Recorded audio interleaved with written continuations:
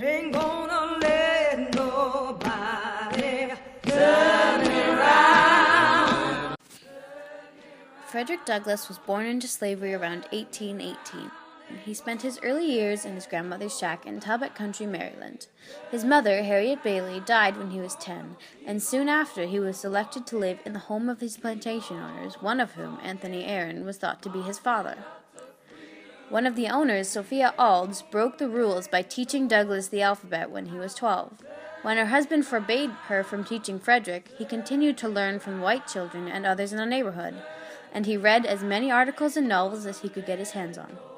Frederick taught some of his fellow slaves to read the New Testament at weekly gatherings, but some of the local slave owners did not approve of these meetings, and, armed with clubs and stones, they put a stop to them. When he was 20, Frederick Douglass successfully escaped slavery. He had fallen in love with a free black woman named Anna Murray, who provided him with some of her savings and a sailor's uniform. Douglass carried ID papers obtained from a free black salesman. With this cover, he made his way to New York in less than 24 hours. Once Douglass arrived, he sent for Anna to join him. They married and settled in Bedford, Massachusetts, which had a thriving black community. There they had 5 children together. After settling down, Douglass was asked to tell his story at abolitionist meetings, and he became a regular anti-slavery speaker. Following the publication of his first autobiography, Narrative of the Life of Frederick Douglass, an American Slave, in 1845, Douglass traveled overseas to avoid recapture. He arrived in England that August, traveling between Ireland and Britain for 2 years and speaking to large crowds about the evils of slavery. Douglass gained supporters in England who rallied to buy his legal freedom. He returned home to America in 1847, a free man.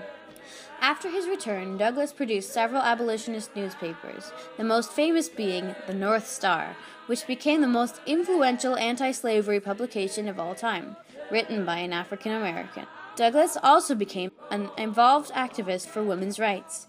In 1848, he attended the first Women's Rights Convention at Seneca Falls, New York.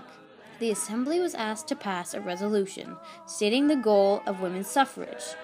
Most attendees opposed the idea. Douglass stood and spoke in favor of the resolution, stating that he could not accept the right to vote as a black man if women could not also claim that right. The resolution passed. By the time of the Civil War, Frederick Douglass was one of the most famous black men in the country.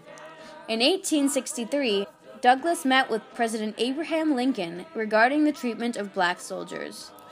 In later years, he was appointed U.S. Minister to the Republic of Haiti, became the first American nominated for Vice President of the United States, and was appointed U.S. Marshal of the District of Columbia. His wife, Anna, passed away in 1882, and he remarried 2 years later. His second marriage was the subject of much controversy and criticism because Douglass's new wife, feminist Helen Pitts, was not only white but 20 years younger than himself.